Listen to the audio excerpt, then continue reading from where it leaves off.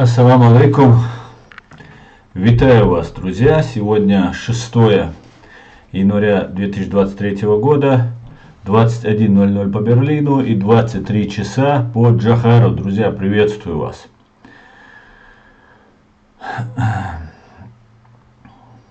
Так, вроде все работает. Стрим у нас вещает в ТикТок и в YouTube. Друзья, приветствую. Тот основной канал реалити наш временно забанен из-за многочисленных жалоб русских террористов. Поэтому вещаем в YouTube вещаем по нашему резервному каналу Human Rights Center Ичкерия. Так, пишите комментарии, ставьте лайки и распространяйте ссылку на наш стрим, друзья. Сегодняшняя тема наша «Русские просят мира» и мобилизация во временно оккупированной Чеченской Республики Ичкерия. И давайте поговорим. Для начала я вас всех приветствую, друзья. Машдовель Шадеша. Я начну со сводок боевых потерь русских оккупантов в Украине, которые нам сообщает Генеральный штаб Збройных сил Украины. Несмотря на то, что террорист Путин заявил о том, что режим прекращения огня действует, несмотря на это, за прошедшие сутки, правда, поменьше уничтожено русских оккупантов, чем обычно. Обычно цифра где-то в пределах 700 человек. Бывает в последнее время после объявления мобилизации. Ну вот 530 уничтожено за прошедшие сутки, то есть на сегодняшнее число, на 6 января. Итого цифра уничтоженных террористов составила 110 250 штук. И самое интересное, 23 танка. Ну, таких цифр мы видели только в самом начале. 23 танка за один день уничтожено. Мы видели только в самом начале. Ну, тогда, конечно, были колоссальные потери у русских террористов. А сейчас, вот за прошедшие сутки, 23 танка русских террористов уничтожено. Итого их стало 3064 танка. 16 боевых бронированных машин. Это так, режим прекращения огня. Итого 6124 и 16 за сутки боевых бронированных машин. 8 артиллерийских систем, 5 РСЗО уничтожено. Соответственно, артиллерийских систем 2059 и 431 РСЗО. Антиаэркрафт 215, 0 за сутки. Один самолет сбит, это так у нас режим прекращения огня. И один вертолет сбит. Что они делали в небе Украины, неизвестно. Точнее, известно. БПЛА оперативно-тактического уровня 1844, всего 0 за сутки. Крылатых ракет обстрелов не было, 723, ну по крайней мере на момент выхода этой информации, то есть 14 часов назад, когда нам об этом сообщил Генеральный штаб ЗСУ. Крылатых ракет всего 723, 0 за сутки, 16 кораблей-катеров, 0 за сутки, 38 автомобильной техники и цистерн. Итого их 4797 автомобильной техники и цистерн и 182 специальной техники, 0 за сутки. Друзья, получается, никакого перемирия нет. Да, странно, не кажется вам? Президент, целый президент, главнокомандующий заявляет такие вещи, а вот тебе здрасте, нет такого, никакого перемирия нет. Ну, знаете, я считаю, что это очередная уловка. Я думаю, сейчас я буквально перед началом эфира смотрел, по-моему, это BBC, по-моему, или «Настоящее время», где они спрашивают у жителей Киева, что, как вы считаете, правда или нет? Ну вот ни один не сказал, что они верят словам Путина. Все говорили уловка. Это говорит о том, что украинцы очень хорошо понимают, с кем имеют дело. И это радует. Все, уже таких обманутых, заблудших среди украинцев нет.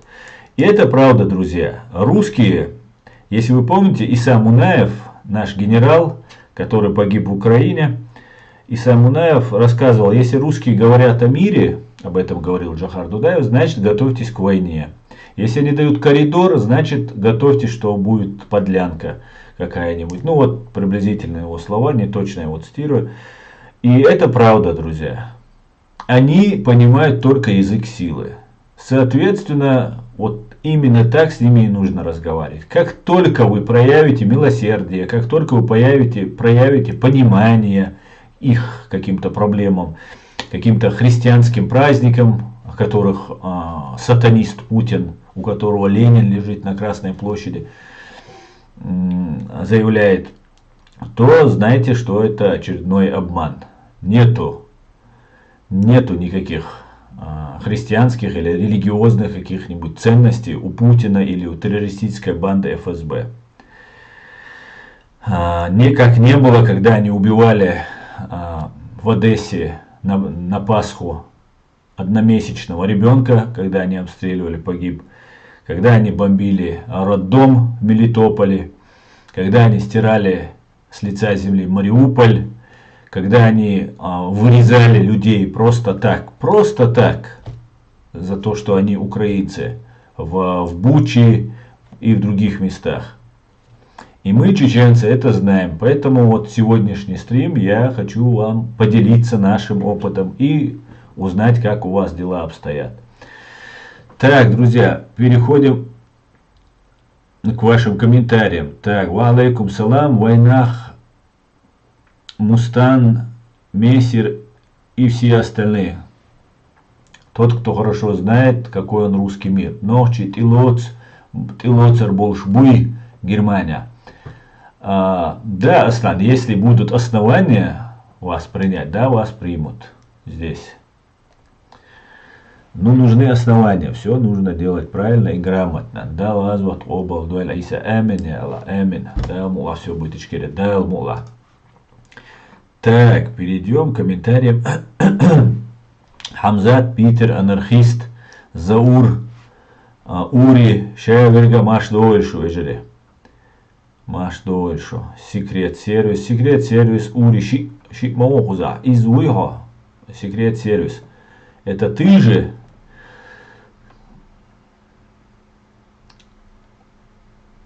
Так, и свое имя ты написал, секрет сервис, да? В первый раз. Ты что-то разошелся, Дион.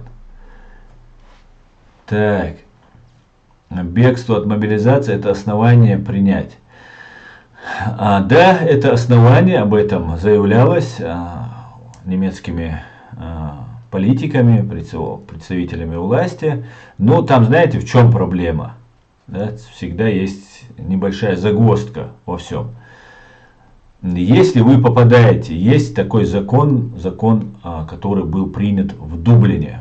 Он так и называется, Дублинский закон. Там у него есть свой номер. Если вас обязана принять страна Евросоюза, на которую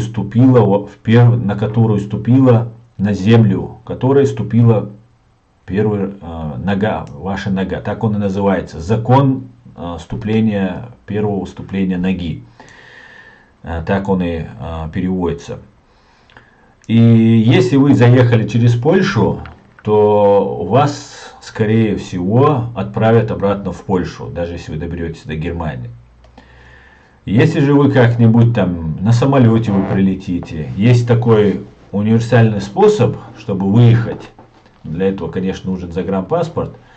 Если вы, например, вылетаете с Москвы, с Турции, сейчас с Москвы, наверное, будет проблематично, с Турции, допустим, с Грузии, с Казахстана, если вы вылетаете, например, вы покупаете билет в какую-нибудь из стран, куда не требуется виза, но этот самолет летит транзитом с пересадкой через, например, Германию. Так многие делают. Это немножко обходится очень дорого, имеется в виду в финансовом положении. Но если вы не можете получить визу, и у вас есть финансовые возможности, то, конечно же, проще купить билет. Ну, есть там еще одна заковырка. Например, вы покупаете в Турции билет и летите в Бразилию, возьмем, или в Мексику, ну, допустим, в Бразилию. По-моему, туда безвизовый, для россиян безвизовый режим с Россией. И делаете пересадку во Франкфурте. И вот в этот момент вы можете просто выйти во Франкфурте, делаете пересадку, там час вам, ну, допустим, 2 в аэропорту надо прождать. Вы просто выходите за линию аэропорта, за территорию аэропорта и просите политического убежища. Ну, там есть своя заковырка. И, допустим, если вы садитесь на самолет, то у вас стюардесса или стюард могут попросить, этот самолет имеет право, любой вообще капитан корабля, самолета имеет право не пустить по своему усмотрению любого человека на борт. Он отвечает, он несет ответственность, соответственно, он имеет право не пустить. И вот когда летят самолеты транзитом через какие-либо страны, например, через Германию, а авиакомпания, например, Люфтганзе, и немецкая авиакомпания не захочет, чтобы вы остались здесь как беженцы, потому что беженцев здесь сейчас и украинцев полно, и всех, и раньше и сирийцев, ну и других остальных. Здесь всех хватает. И вам могут сказать, а покажите обратный билет. Вот вы летите сейчас в Бразилию, допустим, а у вас есть обратный билет. Соответственно, у вас должен быть билет туда-обратно, забронирована гостиница. Вас могут об этом попросить. Покажите, вам могут сказать, покажите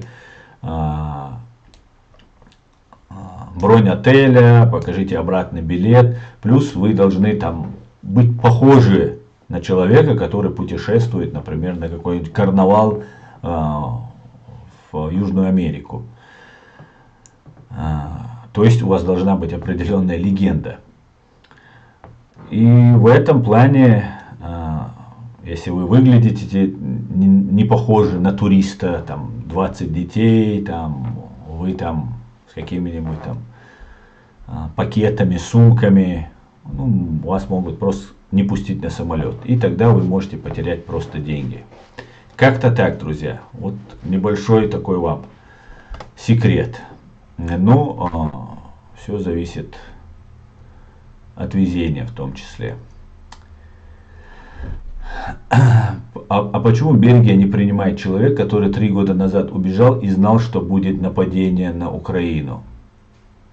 Ну, я не знаю, это не ко мне. Ну, смотрите, когда вы приезжаете сюда, друзья, хотя сегодняшняя тема у нас «Русские просят мира», но мобилизация и выезд чеченцев из фашистской России – это самая главная тема для меня, например, сегодняшняя. Это геноцид чеченского народа сейчас идет, очередной. Поэтому, когда вы приезжаете и просите здесь убежище, вы должны понимать, что все должно делаться в соответствии с законом.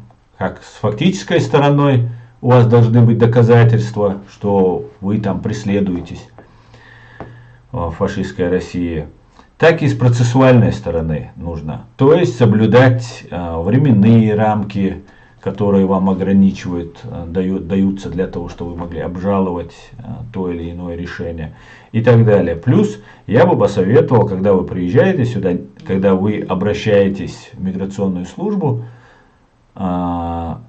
идти туда уже с адвокатом.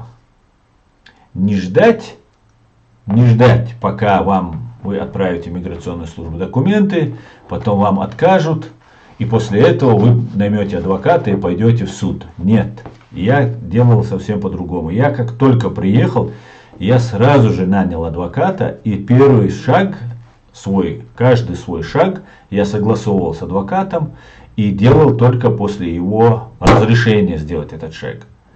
Поэтому, если вам откажут уже, вам будет труднее потом доказывать, что вам требуется, что вы являетесь реальным, заслуживаете убежища.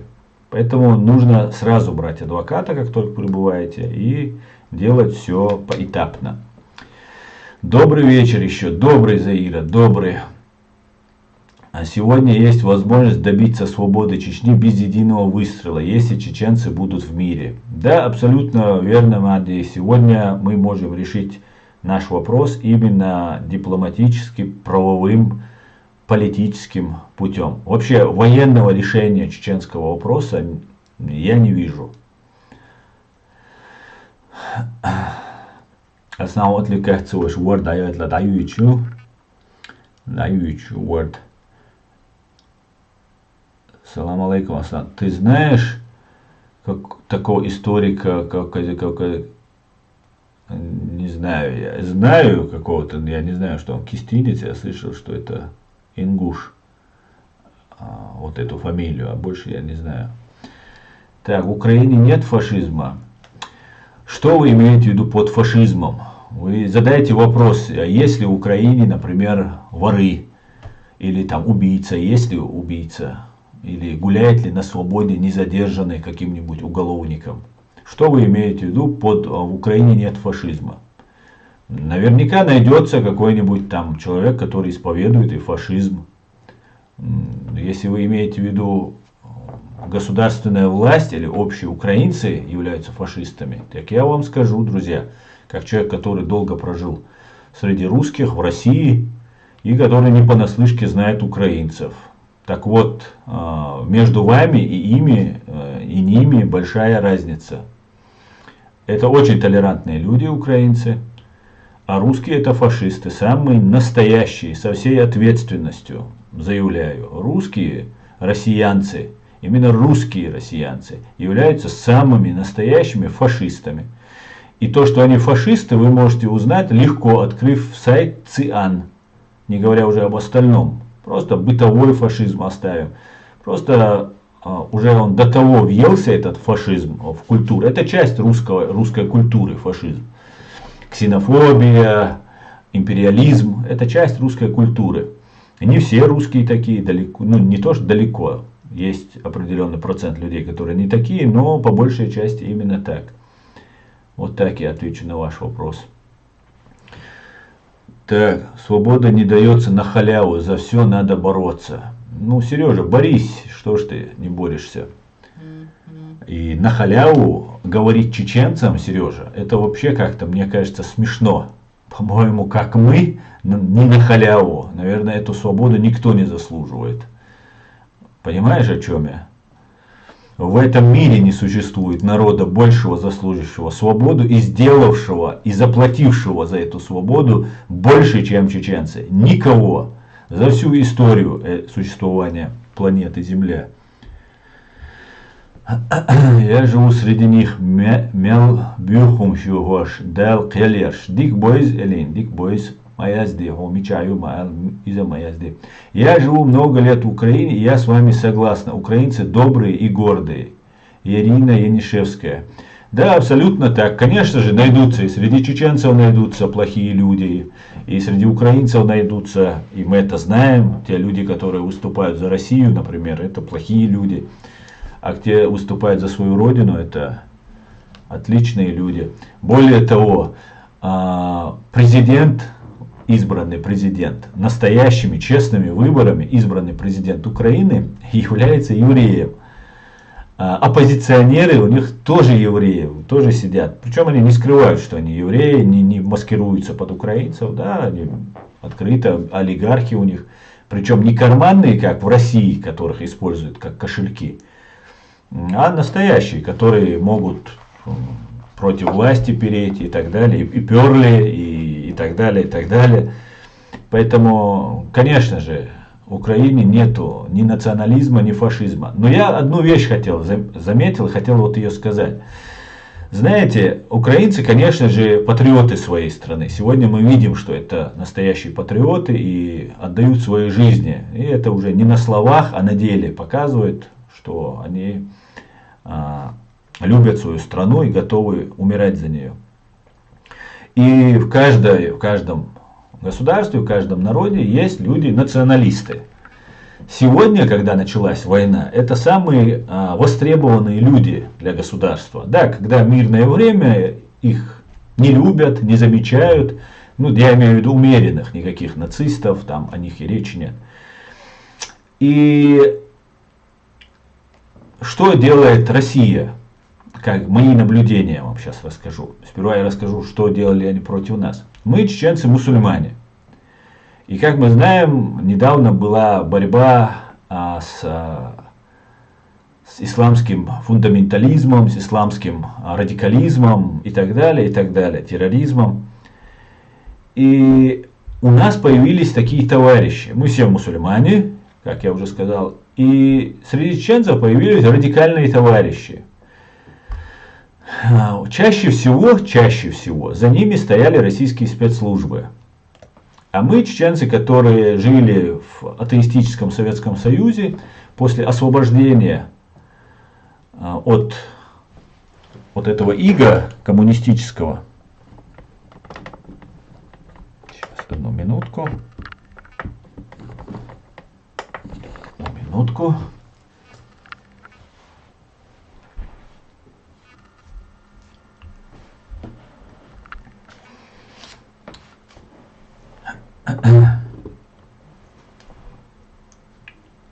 Мы, чеченцы, которые только освободились от этого коммунистического ига, испытывали такой религиозный голод, можно сказать. Нам запрещали молиться, нам запрещали проводить все свои религиозные вот эти обряды, и мы это очень тяжело переносили это дело все. И вот мы только освободились от коммунистического вот этого ига и начали изучать ислам, получили глоток свободы и начали заниматься своей религией, саморазвитием, нравственным, моральным и так далее, и так далее. И начали, конечно же, искать в исламе чистоту, нравственность и так далее. И нам в это время подсунули вот такое течение, как салафизм. Ваххабизм это называлось у нас. Потом это почему-то начало считаться оскорбительным. Но всегда у нас называлось ваххабитами. Их называли. Мы сами их называли ваххабитами.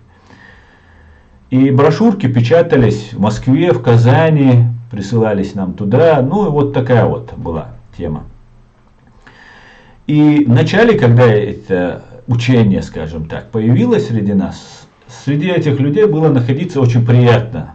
Когда ты их слушал, они были очень добрыми. Вообще, самое главное оружие их было это доброта, это забота, внимание, которое они проявляли. Они тебя упрашивали о чем-то, да, если это, например, кто-то выпивает, они просили его не пить, ни о каких отрубаниях рук, голов, там, наказаний каких-то, близко речи не было. Кто курил сигареты, например, ему тоже, например, просили, там, ну, вот такая была. Такая дружеская, такая семейная, можно сказать, обстановка. И этим они завоевывали симпатию молодежи. А суфизм, который был долгое время в Чеченской Республике, он был под контролем КГБ, и мы, чеченцы, знали, что все муллы, как и попы, работают на КГБ. Поэтому доверия к ним не было никакого. И относились к этому суфизму уже, особенно молодежь, относились, ну, скажем так, предвзято, с пренебрежением, с недоверием.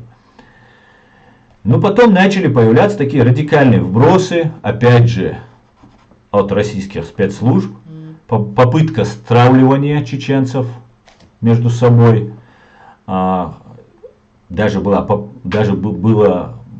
убит человек в столкновениях с террористической бандой ГРУ, ямадаевцы, который имел честь нации орден, полученный Оманси от ичкерийских властей после Первой русско-чеченской войны. И вот всячески они пытались нас стравить. И радикализм начал накручиваться, набирать обороты. К чему я это все рассказываю? Вот такая же тенденция, такая параллельно просто вот с навязыванием чеченцам от ваххабизма, крайних форм ислама, в Украине начали появляться такие товарищи. Эти товарищи встречались с Дугиным. Именно Дугин был одним из идеологов навязывания ваххабизма в Чечне. Он там в академиях, ну, громко сказано в академиях, в этих конторах, школах КГБ, ФСБ преподавал вот эти уроки. Он прям рассказывал, что разделили чеченцев именно суфистами и салафистами. На салафизм и на суфизм разделили.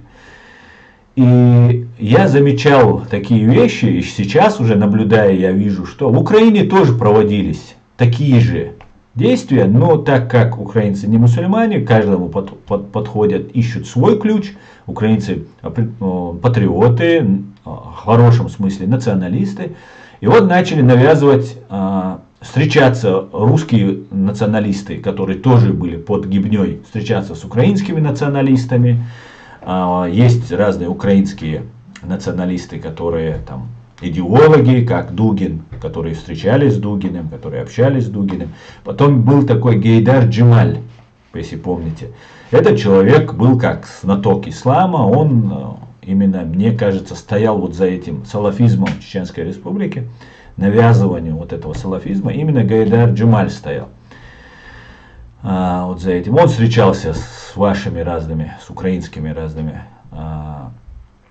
националистами, там, представителями разных определенных политических кругов. И украинцев пытались представить как нас, каких-то, всю нацию,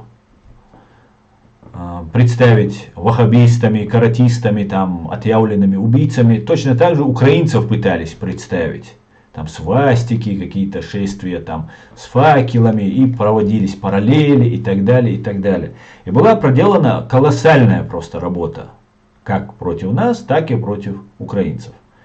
Но вот не смогли они до конца все-таки представить миру не нас ваххабистами, хотя после победы над военном плане победы при помощи спецслужб, им больше удалось сделать в отношении нашего народа, с чем мы сейчас боремся, что сейчас с Украиной у них не прокатывает. Вот как-то так. Как-то так, да. Как-то так, да. Поэтому, друзья, имейте в виду, крайности, они нам не нужны, да. Так, привет с Украины с Різдвом Христовым. Різдвом Христовым. Витаю, Украина. Витаю.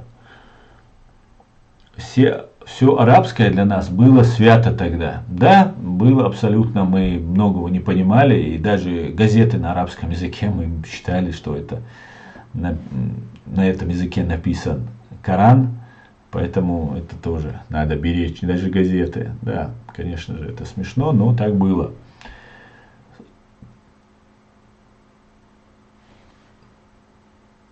Слышь ты, братан, говорит, не трогай салафизм, он не призывает к ничему, кроме единобожия и сунне.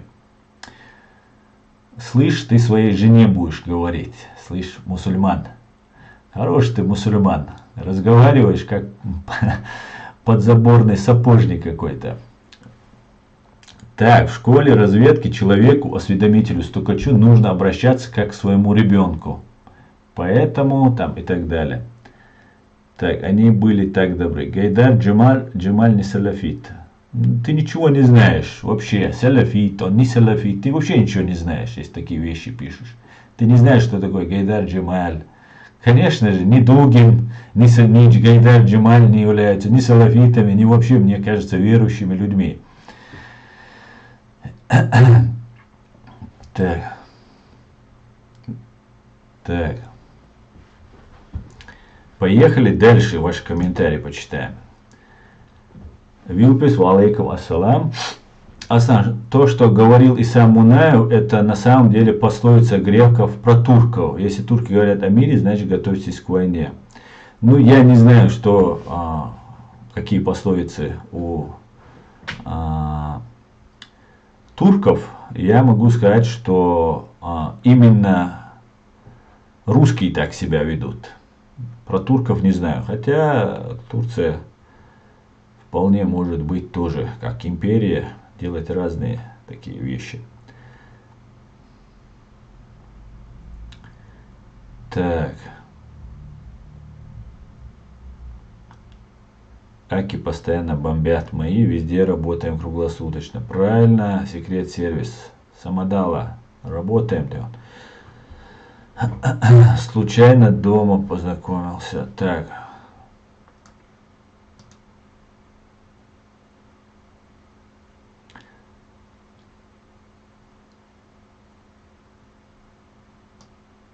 Мы защищали свою землю и свою священную землю и свободу. Лук, стрелы и меч только имея. Аслан.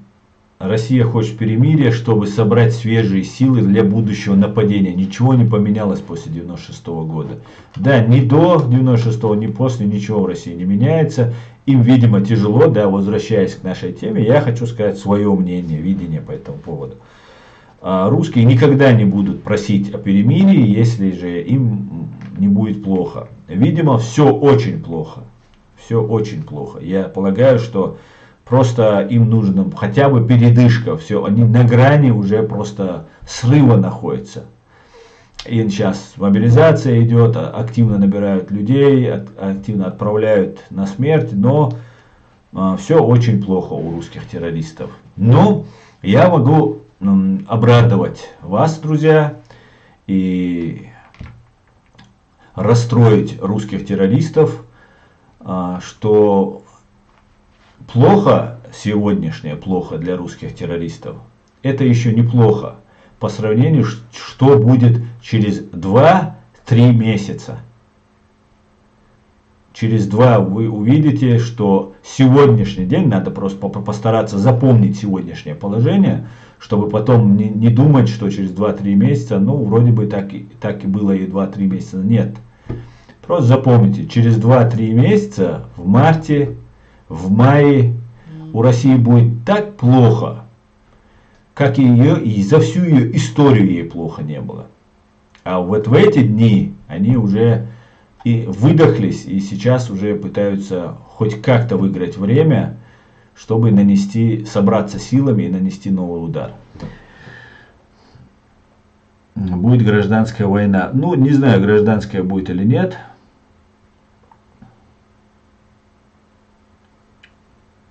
Так. Валейкум ассалам. Они хотят перегруппироваться. Возможно, возможно. Видимо, все плохо у них. Так, Эд Мамедов. Салам всем свободным людям. Салам, Асан. Салам, Эд. Витаю тебя, дорогой. Лубянские проповедники прямо говорят: предатели всех видов, усохните в хлеву. Дружеская.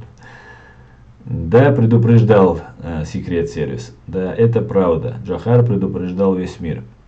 Основные ФСБшники везде пытаются очернить чеченцев и украинцев. От них на каждом углу можно ожидать подлости. Да, именно так. Есть канал «Поистине». Это старый канал Джамаля. В основном там беседы ведутся о политическом исламе. Пару раз засветился там и Руслан Кутаев. Да, я знаю этот канал. Это чисто ГБшный или ГРУшный канал, который занимается, или ФСБшный, или ГРУшный, ну, я думаю, возможно, он и ГРУшный, который занимается, да, именно просвещением политического ислама, для того, чтобы потом пользоваться этим как инструментом для укрепления российской власти.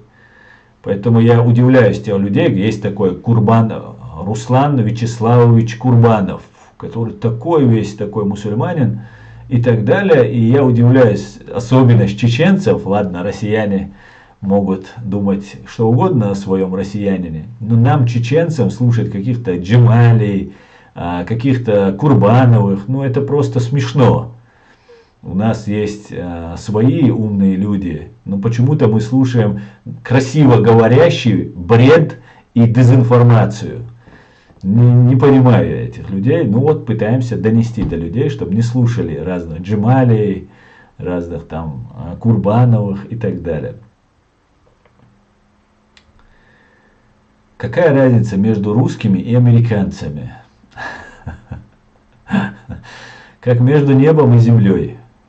Как между небом и землей. Как между танком или как между Линкольном или Кадиллаком И Жигулями, да, Ладой. Ты как скажешь. Причем эта Лада, она уже внутри в салоне загаженная вся.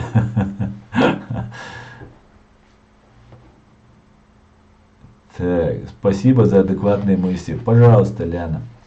Так, о том, что Джамаль, я о том, что да, мне по барабану, кто ты и кто Джамаль. Ты можешь просто уйти с этого канала и больше не писать мне вот этот свой бред.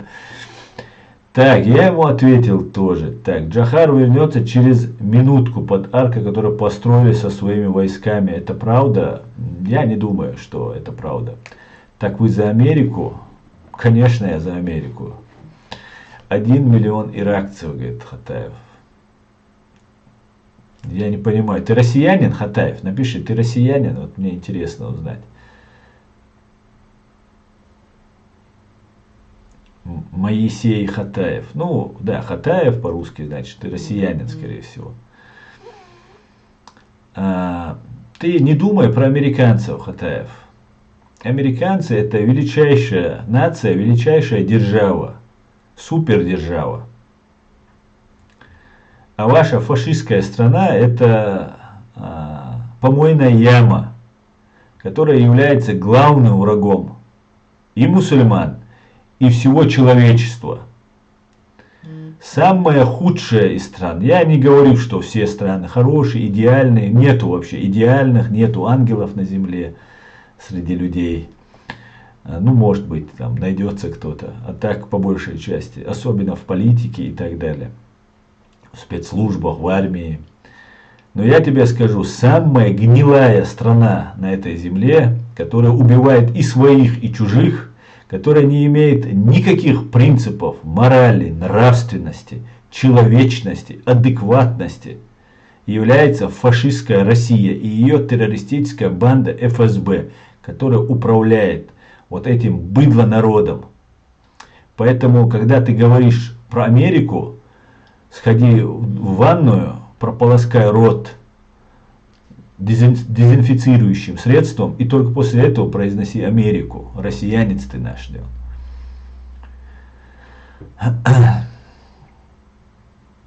Слава Ичкери. Героям слава. Лучшие умы в Америке находятся. Да, именно так. Так, здесь все подхолопные россиянцы собрались. Ну ладно, переходим дальше. Аслан. Руслан Курбанов, кавказский Владимир Соловьев. Самое интересное, Заур, ему верят, его смотрят. Даже некоторые его там видео кто-то может вырезать и прислать. Мне, правда, уже не присылают, потому что я уже всем уже объяснил, кто это такой. Но раньше такое было.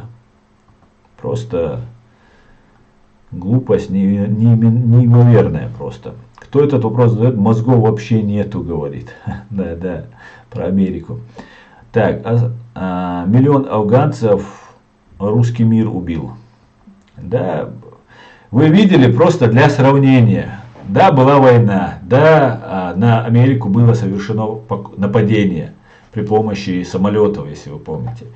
Я абсолютно убежден, что за этими ударами по Нью-Йорку стояли русские террористы из банды ГРУ и ФСБ, конечно же. И долго была война. Американцы вкачали туда триллионы долларов. Они там положили асфальт, они много что сделали, сделали медицину, много что сделали, обучали людей медицине, юриспруденции, журналистике. Но за эти 20 лет они сделали много чего. И когда они уходили, если вы помните, люди цеплялись на самолеты, и даже несколько человек погибло, зацепившись за самолеты, за шасси самолета.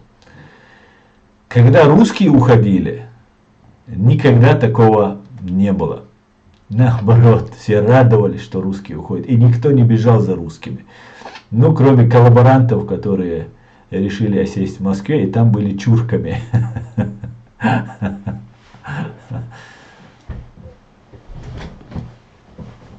Так, все антиамериканские здесь выпады, я прошу тебя модер. Бань нещадно от этих антиамериканистов, да. Пошли вы к чертовой матери со своей фашистской Россией, да. Истину толкаешь, Аслан. Да, я могу, да. Одна компания Apple стоит дороже всей России. Дальше есть вопросы, говорит Панда. Да, Панда, отлично.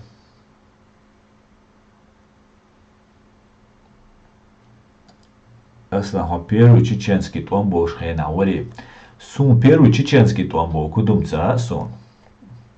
Первая чеченская война это чисто русский нарратив, который нам навязывают. Чеченская это если мы между собой с вами воевали бы. Это русско-чеченская война. Вардер сам. Вардер. Так, ассаламу алейкум, ва алейкум салам. Женевский борз машуэль. Аслан, стрим ночи матаю или русский? Русский. Говорим на русском. Сегодня стрим на русском языке. Просто я тут отвечал, да. Женевский борз, да. Так. Аслан, есть контакт? Это я уже читал. Аслан, как ты думаешь, почему снесли Пахлеви иранский шах и пришла исламская реинкарнация? Где сейчас Иран? Разверни, пожалуйста, свой вопрос. Будет интересно. Спасибо за подарки, друзья. Виктор и ранее тот, кто мне тут давал подарок. 6 августа ты был дома? Да, я был 6 августа дома. Да, был. Ну и Бог Дуса и чечено-русская война. А с какой целью я тут вижу, что мне тут про 6 августа в прошлом стриме задавали. Сейчас задают этот вопрос. С какой целью вы мне задаете вопрос 6 августа? Я был дома или нет? С какой целью? Вы мне хотите к чему-то, я так полагаю, пристегнуть меня, что я там... Ну, давайте, рассказывайте, колитесь, давайте, что-то вы мне за 6 августа спрашиваете. Да, я был дома и поехал на войну. Не скрываю и скрывать не собираюсь. Правда, был арестован, да? Я в прошлом стриме сказал бабушкой, на чеченском, когда был стрим. Нет, это до этого меня с бабушкой папа арестовал. А до этого, вот 6 августа, то есть 7 августа, по-моему, или 7 или 8 августа, меня арестовала мама и папа. Они меня окружили и взяли в плен. Да. Вынужден был сдаться. Да. Те,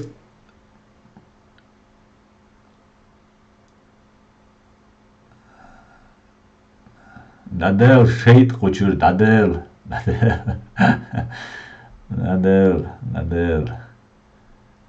Шейт хомадердл. Садавица.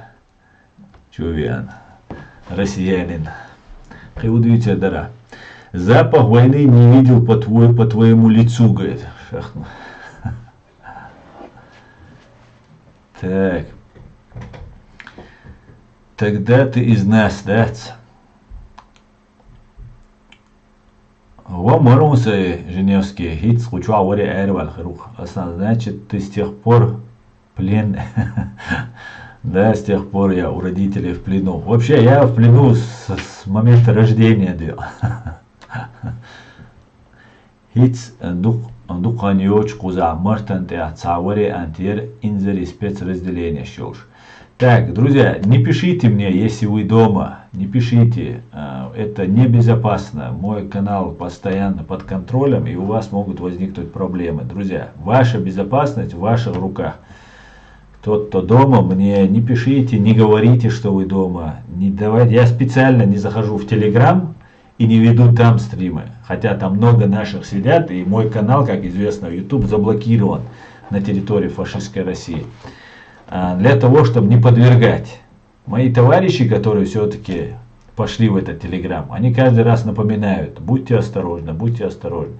Поэтому будьте осторожны и здесь. Не смейте писать свои данные. Это может быть для вас, иметь последствия для вас.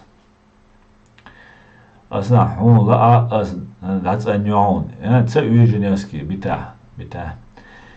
Бюстдекриль ваш американский флаг, Мичиган. Американский флаг здесь.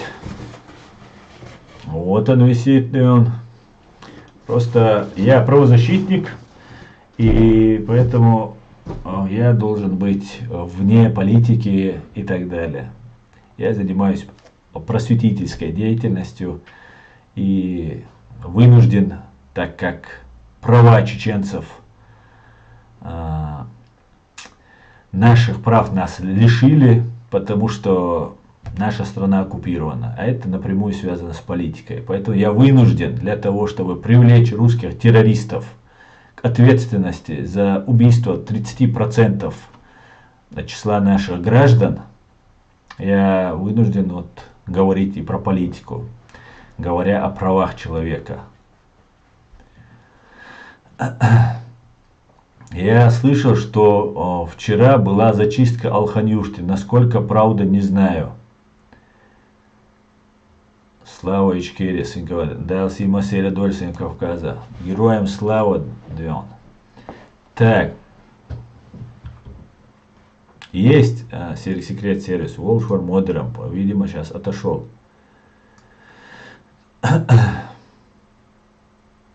Асан, читаешь советские учебники про народы мира, турки там описаны как кровожадные злодеи, американцы как империалисты. Но Россия по-другому и не может, Леон. Асан, ты классно отправил этого русского фашиста чистить рот. Да, а то они тут оборзели, чувствуют себя, как будто они, да, у себя дома ко мне заходят и несут ересь просто. Несут ересь. Машу, Оля, ух так, сухарятся что-то наши, типа соратники. Да, Машал, Дудейрисла, Машал, хоть слава по воле Аллаха Ичкерии. Асна, я живу в Австрии с 3-го года. Хочу узнать от тебя, примут ли меня в наши ряды, несмотря на что? На то, что мне 50 лет. Ты о чем говоришь, Турпал? Ты меня оскорбляешь. Мне 45. Мы с тобой практически ровесники. Конечно, возьмут. Есть партия демократическая, Чеченская демократическая партия. Председателем является Хусейн Исханов. Ты можешь... Кстати, там же в Австрии, в Вене живет Хусейн. Нам нужны толковые, умные, патриотично настроенные, честные, не связанные с русской разведкой люди. Конечно, возьмут. Координаты ты можешь в любое время узнать у меня, ты можешь узнать в телеграм-канале, там они проводят стримы, чат проводят. Есть Инстаграм, есть Фейсбук, есть ТикТок, есть Ютуб. Ты везде можешь написать и выйти с ними на связь, и, конечно же, это не будет никакой проблемой.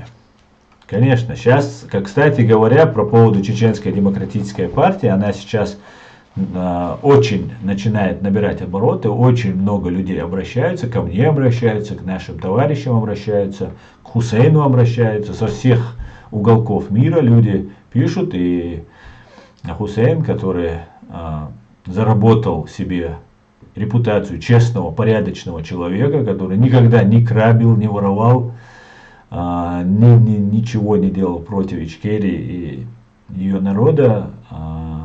Как говорится, репутация идет впереди человека, его имя. Поэтому все очень отозвались, и сейчас любой желающий может вступить в партию и, конечно же, принести пользу для своего народа. Как-то так.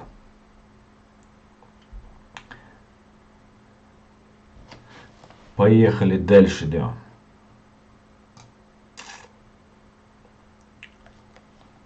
Да, Telegram это ФСБшный проект, это правда.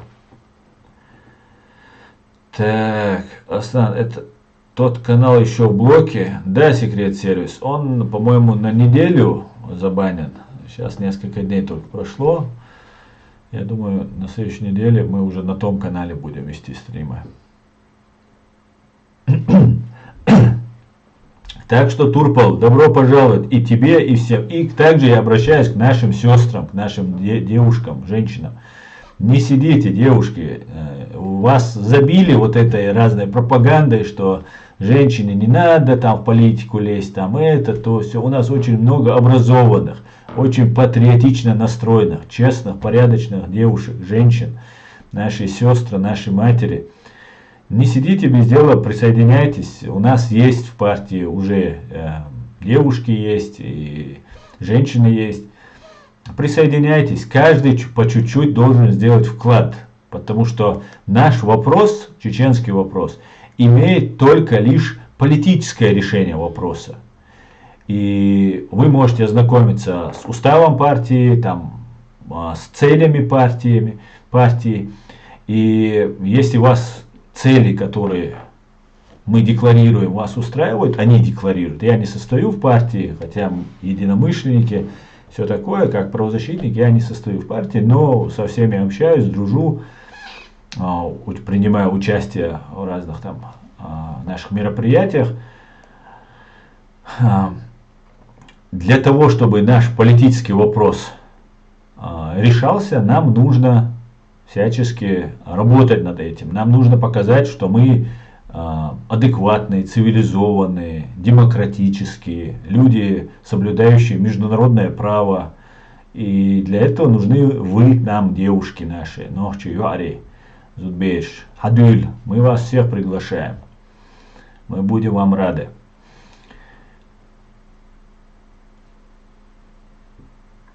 Аса, как думаешь, когда Ичкерия будет свободной? Я очень надеюсь, что в этом году мы поедем домой.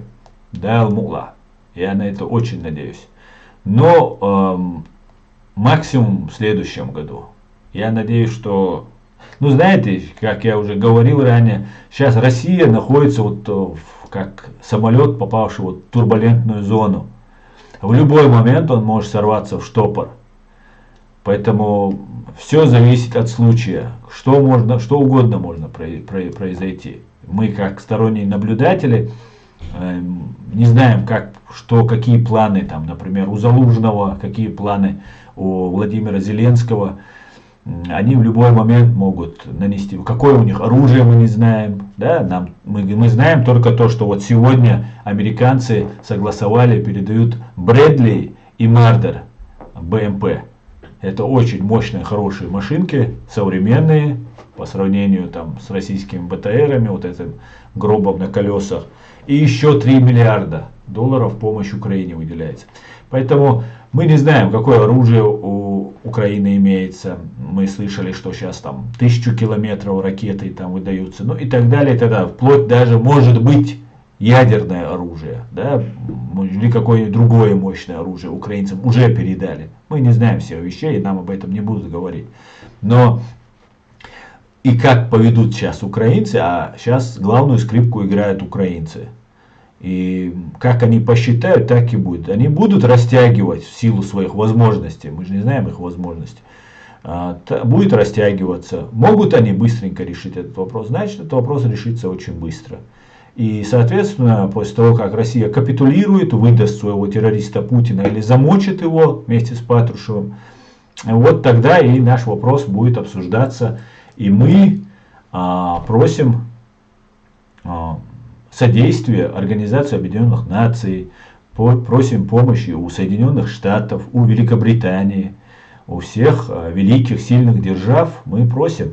И я буквально вчера выложил у себя и в Facebook, и в Twitter информацию по поводу, я и раньше об этом, несколько лет уже об этом твержу, что мы, чеченцы, Чеченская Республика Ичкерия, в случае помощи, если нам окажут помощь американцы, мы гарантируем защиту интересов Соединенных Штатов на Кавказе.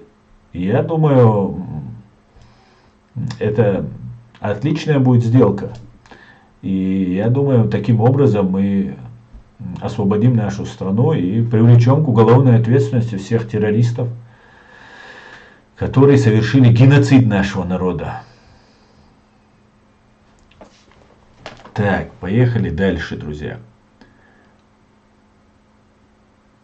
Лучше в этом году, пока они слабы. Мумин, в следующем году они будут еще слабее. фашистской России как таковой уже нет. Понимаете? Когда в 1989 году кому-нибудь подойти и сказать, Советский Союз уже развалился, никто бы не поверил бы. Но в 1986 году, когда Горбачев начинал перестройку, процесс был запущен именно в этом направлении. Переход от колхозной экономики к рыночной. Так вот, буквально в 1986 они раз начинали этот план действия. В 1991 развал Совка произошел. Точнее, не развал, а переформатирование его в СНГ. Где КГБшники во всех республиках тогдашних поставили своих КГБшников. Вот то же самое я могу сказать про Россию. России уже не существует. Вот той Российской Федерации, так называемой, никогда она не была федерацией, но так она называется. Как обычно, лицемерно и лживо, как все у КГБшников бывает. Уже не существует той Российской Федерации, и она уже поделена. Поделена, и все народы, которые захотят жить отдельно от фашистской России, будут жить отдельно. Далмула. В это верим и призываем вас не сидеть сложа руки. Я понимаю, это небезопасно, но вы можете не показывать своих лиц, работайте в интернете, занимайтесь просветительской деятельностью, пишите комментарии, делайте видео, создавайте YouTube каналы, TikTok каналы. Вы обратили внимание, много сейчас чеченцев появилось в ТикТоке. Ну, как будто там, я не знаю, они как грибы после дождя появились. Я это связываю только с тем, что им платят зарплату, и многие начинают заниматься, чтобы забивают информационное поле вот этими цеховиками, блогерами. Им платят зарплаты, и вот они занимаются такой деятельностью. Так вот, многие из них, практически все, они не говорят вообще о политике, не говоря уже о том, чтобы говорить что-то правильное, честное. Они вообще политику обходят стороной. Ну, несет бред, просто сидят, сплетничают, какую-то ерунду несут, там многие сидят. И мы должны как бы тоже осваивать современные технологии и заниматься информационной просветительской деятельностью. Мы должны всячески объяснять людям, что мы, чеченцы, у нас есть конституция, у нас есть демократическое правовое государство, которое оккупировано, аннексировано фашистской Россией, убив 30% наших граждан, среди которых 42 тысячи детей. И вот эти вещи мы должны уверенно, четко доносить до людей. И не сидеть без дела. Можно сделать так, чтобы особо не светиться кому, небезопасно, у кого там дома родственники и так далее. Вот как-то так. Надо работать, друзья. Присоединяйтесь к демократической, чеченской демократической партии. Не обязательно, мы сегодня как раз обсуждали этот вопрос, не обязательно даже нужно быть чеченцем или гражданином Ичкерии. Любой человек, кто хочет помогать чеченцам, может вступить в нашу партию. Председатель Хусейн Исханов. Так, поехали дальше. Эдмомед, да, еще если можно объяснить подробнее. Так, это я уже читал, точнее. Про Иран, Пляху и Ша был диктатором, но взамен пришла исламская революция. И что мы видим сегодня? Больше 42 лет в изоляции. Сейчас очень важно, кто возьмет знамя Ичкерии. Да, это очень важно, согласен с тобой. Аслан, ты выставил ролик кадырастов. Их побольше надо показывать. А рабезьянкам и федерастам пусть видят себя со стороны в таком жалком положении, в котором они оказались из-за своей глупости. Ну, анархист, мне не часто попадают эти ролики, потому что у них, сам знаешь, цензура очень страшная. Еще там есть у меня другие ролики, но там есть погибшие кадыровцы. И у меня столько страйков, столько жалоб на меня поступает. В последнее время они вообще очень сильно активизировались. Они мне сейчас, вообще безобидное видео мне, они пишут массово жалобы, мне там 18-летние ограничения, там до 18 лет смотреть нельзя, возрастные ограничения ставят на видео, прилетают страйки, ну активно, хотя я соблюдаю все правила ютуба, но всячески они пытаются мне помешать. Поэтому не все можно выкладывать, и у меня не так много этих видео, в связи с тем, что там очень жесткая цензура на фронте. Так, ассаламу алейкум варахматуллахи. Аслан, сколько партия в данный момент? Ва алейкум ассалам. Я не понимаю, что ты имеешь. Сколько партия в данный момент?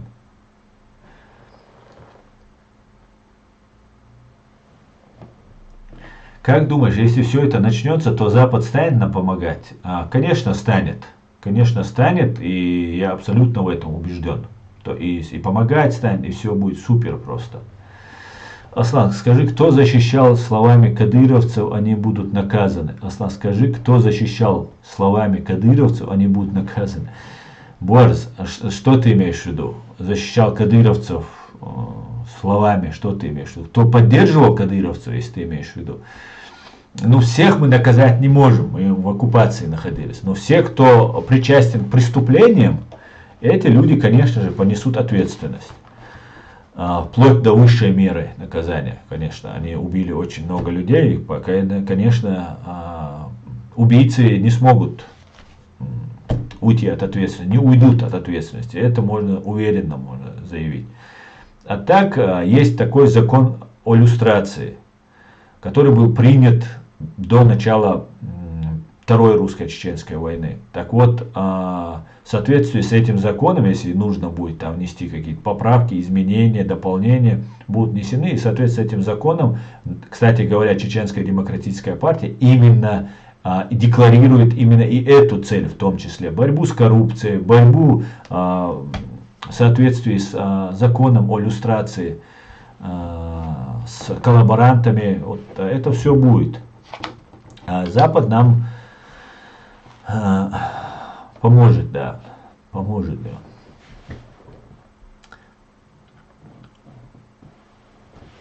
Так, что делать с европейскими гражданами после свободы Ичкерии? Я проверяю. Как думаешь, если все это начнется, то Запад нам поможет? Ай, номер, я здесь, у меня есть e-mail, напиши мне на e-mail.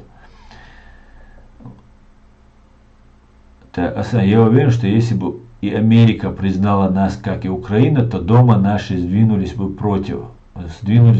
Против турков чего? Нет, это не так просто. Да, признает Америка нас. И что?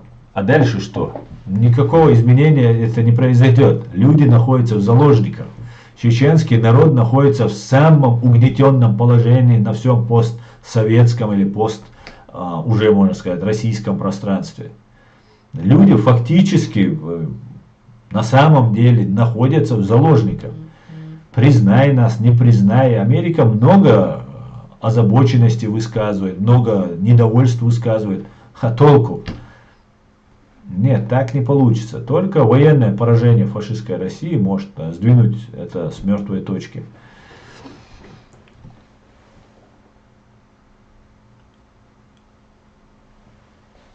Тхун лим хаар хун аса тхун лим хаар хун хубогду тиш тхун лим хаар сум шун лиха бо шу биршду дацкис хааски маз бо шваца. Да, это правда. Да, и у телефон чего оставалось ведь. Оля, здесь, интерес, да, сумшниц. Как думаешь, если все это начнет так, это уже было. Мне надо по личке с тобой пообщаться, по делу, не личное. Напиши мне момент. Хорошо, мне можно так. А кем эта партия принята в парламент, если такой есть? Так, ты только что вообще другое говорил. Ты партии не признаешь, ты строишь шариат, халифат. Тебе это не интересно. Я гражданин Ичкерии. Витаю тебя, брат. Так, я иноверец. Но ответь мне, как Кадыров и кадыровец полностью зажал чеченцев? Юзермен. Кадыров и кадыровцы не зажали чеченцев. Чеченцы понесли колоссальные потери в русско-чеченской войне и находятся в оккупации, в жесткой оккупации. И в каждом народе есть предатели. И кадыровец всего лишь один из предателей. Кадыровцы не убили 300 тысяч чеченцев. Да, тысячи чеченцев кадыровцы убили. Но они не убили 300 тысяч чеченцев. Поэтому, если мы говорим, что кадыровцы зажали, то мы как-то русских выводим из-под удара. А русские террористы это главные виновники. А Кадыров и кадыровщина это следствие той имперской фашистской политики в фашистской России. Вот и все. Поэтому правильно используйте термины, и все будет правильно. Да, мы находимся в оккупации России, и мы требуем наши права. Конечно же, мы это не оставим. Никому и никогда.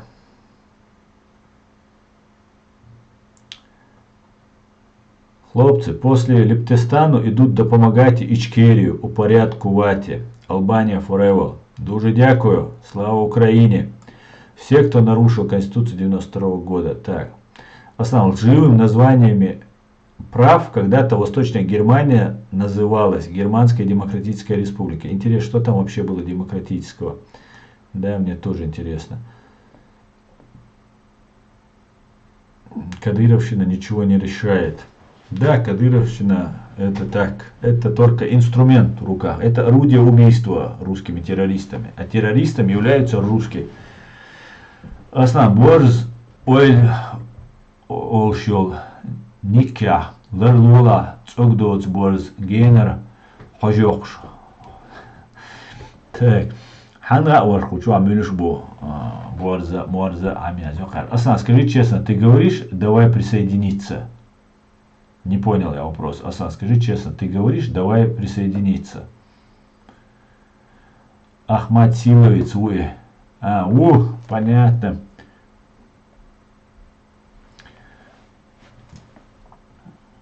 Асан, скажи честно, ты говоришь, давай присоединиться, что окружение Ахмад Закаева писали заявление против беженцев.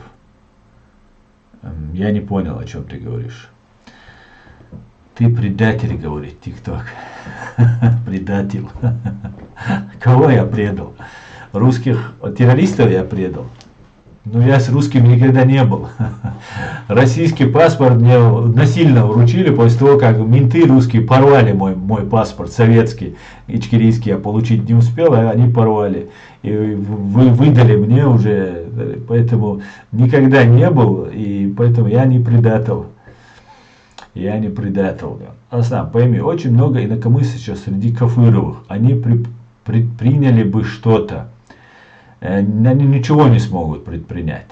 Пока они ничего не смогут предпринять, если они даже есть. А для того, чтобы кадыровцы что-то начали решать, их должен сперва народ простить.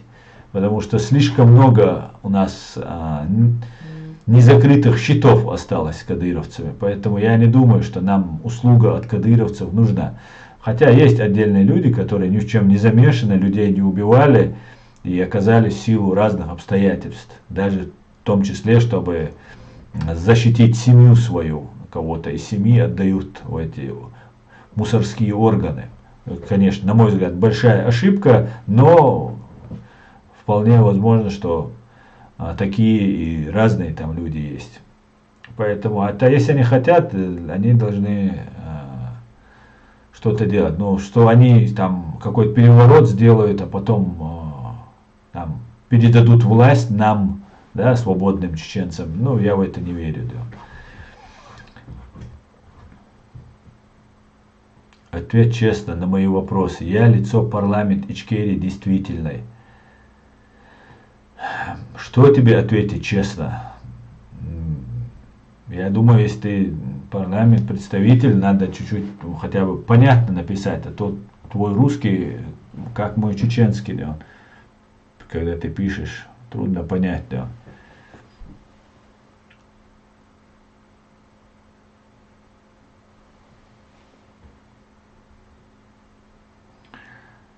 Так, я израильтянин, но я истинно желаю чеченцам освободиться от российской оккупации. Спасибо большое, спасибо. Тода раба, как говорится. Но я имею в виду, станут помогать, как помогают Украине в данный момент. Ну, я думаю, да, именно об этом и речь. Не именно в военном плане нам будут помогать. Нам, смотрите, русские террористы выводили очень много денег из фашистской России. И у них были свои разные там накопления, фонды разные, которые были. И вот они арестованы. По некоторым оценкам 340 миллиардов уже арестовано русских денег американцами. Продолжаются аресты. Украинцы арестовали около 800, по-моему, если не ошибаюсь, или 600 миллионов долларов русских денег у себя в стране. Такие аресты идут по всем банкам, по всему миру. Русских давят, богатеньких давят по всем фронтам, по всем фронтам. И нам Россия должна очень много денег. По некоторым данным, до $1 триллиона нам русские должны. Поэтому нам оружие, конечно, будет нужно. Нам нужно будет войти в альянс НАТО. Нам нужно будет много что сделать, чтобы впредь хотя бы 100 лет на нашей земле не было войны. Это обязательно, к чему мы должны стремиться. И есть такая программа, называется «Концепция обусловленной независимости», которую наше Министерство иностранных дел в лице Ильяса Ахмадова в 2003 или в 2004 году приняла эту концепцию. Но в силу разных обстоятельств мы не смогли добиться этого варианта. И вот именно пойти по этому сценарию. Сейчас мы переработали эту концепцию, дополнились в связи с изменившейся ситуацией в мире. И сейчас эта концепция уже практически полностью изменена, но смысл остался тот же. Мы просим Организацию Объединенных Наций, ООН, то есть, взять нас под защиту, предоставить нам протекторат и профинансировать нас. Деньги у американцев имеются, изъятые у русских, которые нам полагаются. И 340 миллиардов, как я сказал, уже арестовано. Там я слышал информацию, до $1 триллиона арестовано долларов. Украинцы говорят, что им тоже там колоссальные деньги нужны на восстановление и так далее, и так далее. Поэтому нам придется очень много работать именно в политическом, правовом смысле. Нам нужно много что создавать. Поэтому нам не столько военная помощь нужна, сколько политическая, финансовая, экономическая. И вот как-то так. Мы работаем над этим. Мы работаем. Есть подвижки, есть. Все отлично. Я бы сказал, по сравнению с 3-4 года назад, по сравнению с тем, что была ситуация, у нас все супер хорошо, я бы даже сказал, по сравнению с тем. Да, мы далеки до идеала, но по сравнению с тем, что было 3-4 года назад, у нас все отлично, друзья. С чем я вас всех поздравляю. И себя тоже делаю. Вам нужно взять под контроль. Что нам нужно взять, Турпал? Если помогут, то для нас это огромный плюс. Это единственный, на мой взгляд, единственный выход из сложившейся ситуации. Я по-русскому плохо пишу. Как мы можем говорить о освобождении, если не знаешь, как доверять? Я не понимаю, что ты от меня хочешь. Я не понимаю твоего вопроса. Доверия нет, это факт. Но я в этом не виноват. Я сам обжегся на том, что я доверял, приехал сюда, мной попытались воспользоваться и завербовать на русскую разведку. Патриоты и ичкерийцы. Меня пытались завербовать. Поэтому, да, доверия нет, у меня нет этого доверия. Ну, так сложилось, а что теперь делать нам? Доверие, я цербош, а ты индоэрмодативой, надо работать.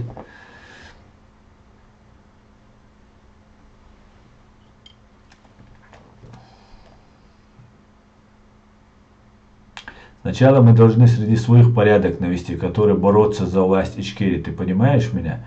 Да, в этом я тебя понимаю. Конечно, должны. А что ты делаешь для того, чтобы навести этот порядок?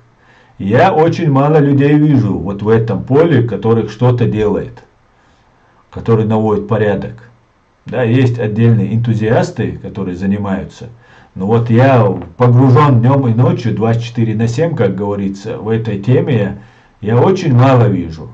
Есть бойцы, есть некоторые моменты для меня сейчас открылись, много есть бойцов там и так далее. Но нету политиков, нету юристов, нету журналистов, которые бы открыто, четко работали бы в этом направлении. А остальные бойцы, там наши герои, они должны как-то обеспечивать безопасность. Эти должны вести информационную деятельность, эти должны отвечать за безопасность. Но для этого нужно почистить ряды наши. Ты прав, абсолютно с тобой согласен. Это большая, самая главная проблема. Это Мадар Эльчдуй. Но от меня это не зависит. Я делаю, что могу делать. От меня это не зависит. Вы знаете, например, они знают, кто чем дышит, кто там, как, что, как-то там. Много у вас информации, много информации. Но они не выносят это, там, какие-то действия проводятся, но нам нужно показать, объединить общество нам нужно. Вот именно я начал заниматься этой деятельностью. Буквально вчера смотрел свой первый стрим, и почти 4 года назад это было, и я говорю, что нам нужно создать гражданское общество. Мы должны работать в этом направлении. У нас должны быть в каждой стране представители, которые четко знают, они никакие не русские. Именно поэтому мы хотим, чтобы была иллюстрация. Никто, кто связан с русскими оккупационными властью, не должны никак влиять на нас. Вообще влияние русских мы должны исключить из нашего общества. Только так мы сможем развиваться. Только так нам будут доверять и в Америке, и здесь на Западе, и так далее. И нам нужно в этом направлении работать. Но вот плохо работаем, я могу сказать, плохо работаем. Я думаю, в НАТО нужно обязательно для защиты наших интересов. Обязательно. База НАТО должна быть у нас в Чеченской Республике. Одной базы НАТО на весь Кавказ, тогда нас никто не тронет. Ну и, конечно же, обязательное служение в армии. Обязательно это должно вводиться. Много что нам нужно сделать, друзья. Но это будет колоссальный рывок вперед, друзья. Вы увидите. Все, кто доживет до этого, увидят. Мы построим супер отличное государство. Наши паспорта, как немецкие паспорта, как израильские паспорта, мы будем им пользоваться без виз в Европу, без виз в Америку. Лучшие вузы, университеты мира будут принимать нашу молодежь, выпускников со школы сразу куда-нибудь. Кембридж, Оксфорд, Сорбонну, куда угодно, во все лучшие вузы мира. И уже работа об этом ведется, об этом мы уже указывали в качестве вот той помощи, которая нам нужна, чтобы наша молодежь получала лучшее образование в лучших вузах, и нам выделяли места, как это русские делали для подготовки кадров для себя. Поэтому надо работать, друзья, надо работать. Аслан, ты грамотный человек, почему ты не контактируешь с НАТО и Америкой? Ну, в смысле контактируешь, что ты имеешь в виду под контактированием? Например, у меня есть друг Гарри Табах, он был представителем НАТО в Москве, и контактирую, если, но он сейчас уже в отставке или в запасе, как это у них там считается, не знаю. С Америкой, вот мне сейчас пишет человек, он является модератором, мой друг с Америкой. Ну, это, конечно, не властные структуры, это обычный американский гражданин, но так контактирую. Ну, и есть еще, в Фейсбуке есть, общаюсь, пишу, задаю вопросы, получаю ответы. Как-то так, да.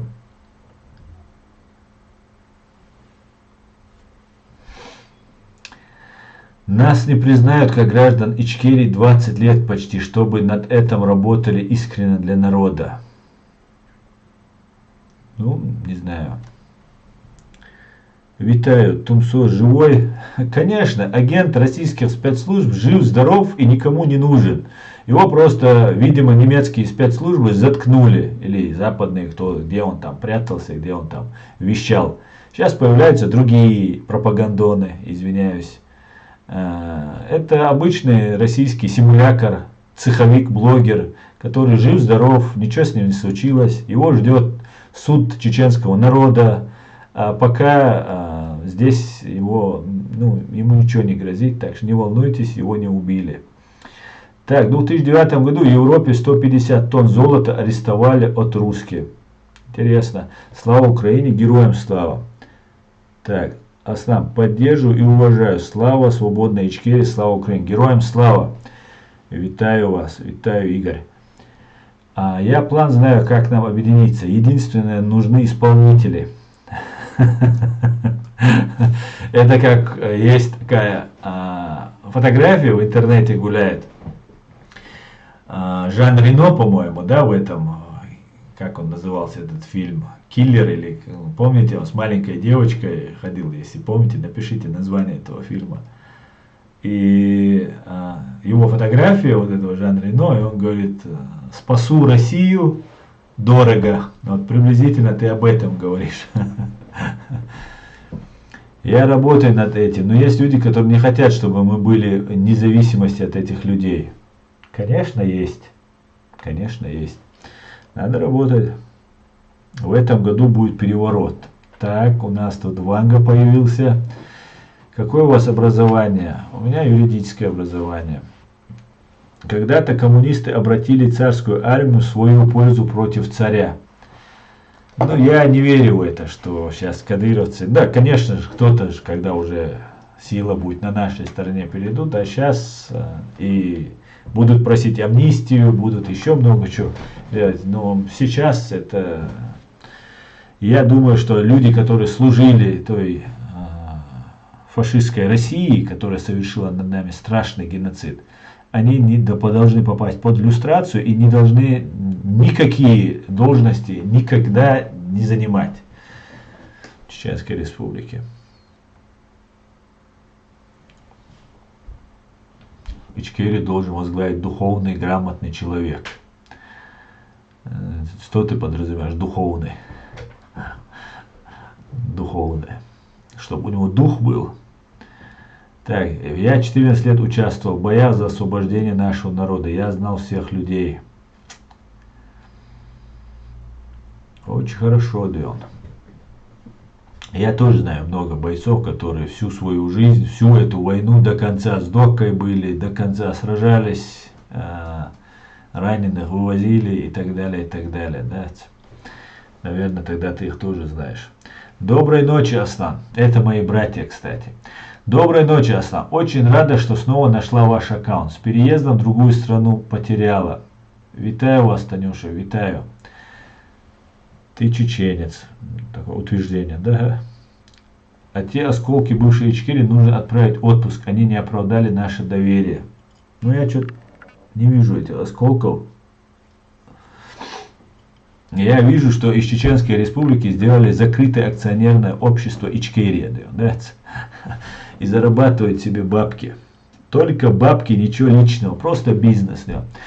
Вот Ханкалуй отдадим им, тем более там все готово. Да. Да, кстати. Мне всегда приятно вас слушать. Спасибо, что вы есть. Пожалуйста, скажи правду. Только правду, ничего кроме правды, босс. Не волнуйся.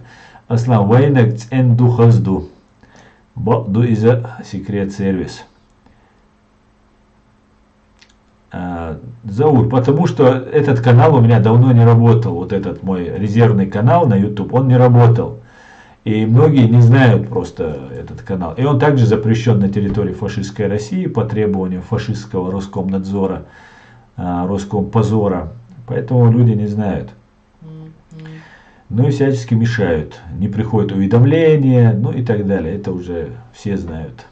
в армии Ичкерии женщины будут служить. Я думаю, надо, чтобы женщины тоже служили, но есть разные должности, работа в армии. Поэтому я считаю, что, конечно же, у нас женщины, некоторые женщины, намного достойнее некоторых мужчин себя проявляли в разных экстремальных ситуациях. Поэтому я не думаю, что женщин мы должны обделять только лишь из-за того, что она женщина. Ну, конечно же, это какие-нибудь там боевые операции, там это, ну, этим женщинам не надо, но есть аналитика, анализ информации, медицина, много-много есть работы, которые могут заниматься женщины, и лучше них мужчина не справится с этой работой. Наши паспорта должны быть лучшие в мире. Да, Ибрагим, с этим трудно поспорить. Но тебе нужны контакты с Байденом, а не с этой пехотой, да? Ибрагим, это ты уже чисто по-кадыровски, да, всех делишь на пехоту, да? Понятно, откуда ветер дует, да? Нельзя построить государство, где бриться друг друга за биться и писали заявления против наших. Так, я думаю, нужно свою политкоординацию подготовить этих. Второе, этих недополитиков, там, не понял. Леон Киллер, да, спасибо, Феникс, спасибо. Фильм назывался Леон Киллер.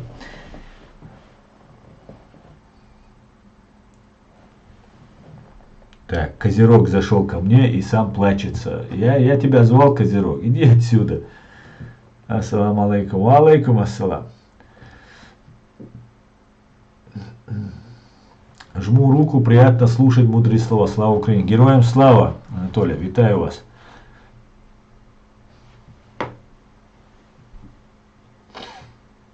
Конечно, знал, всех мы не построим государство Ичкерии, если не будут люди, которым можно доверять. Помню, я уже это знаю на зубок, где он. Ночью 3 часа разбудишь, я тебе расскажу.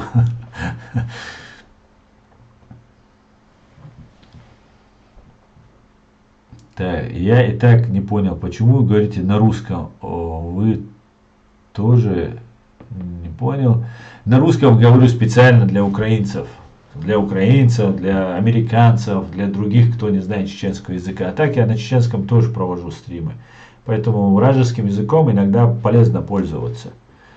Это хорошо, что я его знаю. Правда, он потом будет бесполезным, потому что мы уйдем от русского языка, и со 100% гарантией я вам могу обещать, что у нас не будет русского языка в школах преподаваться вообще. Мы будем изучать английский язык, мировой язык, и так что недолго я пользуюсь еще вашим языком, не волнуйся. Так, друзья, Albania Forever, USA Military Journal сообщает, украинские войска окружили российскую группировку Вагнера, позиции на Бахмуте. Ну как после этого не сказать? Слава Украине, слава ЗСУ! Красавцы! Красавцы вы, украинцы! Я даже не знал, насколько вы красавцы. Да.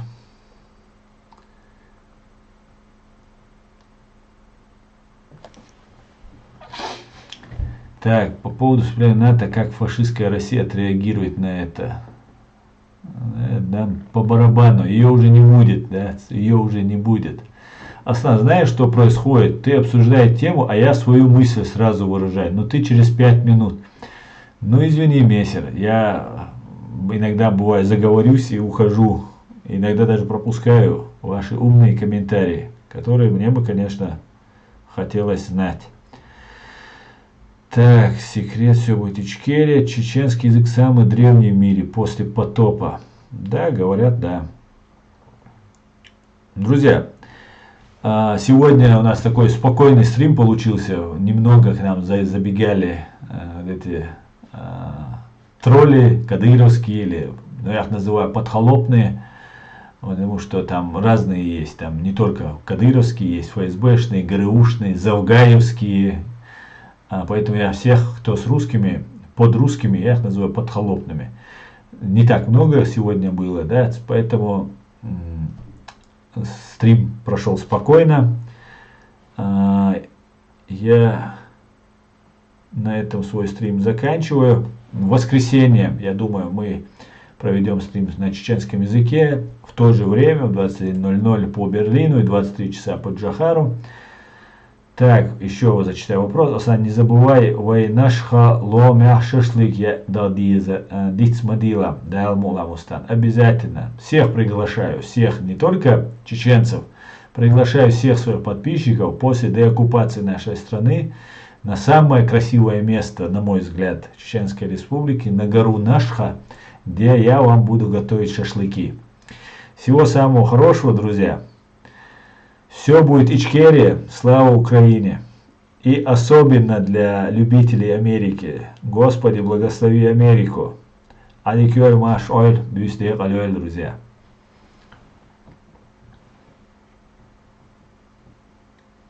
Так.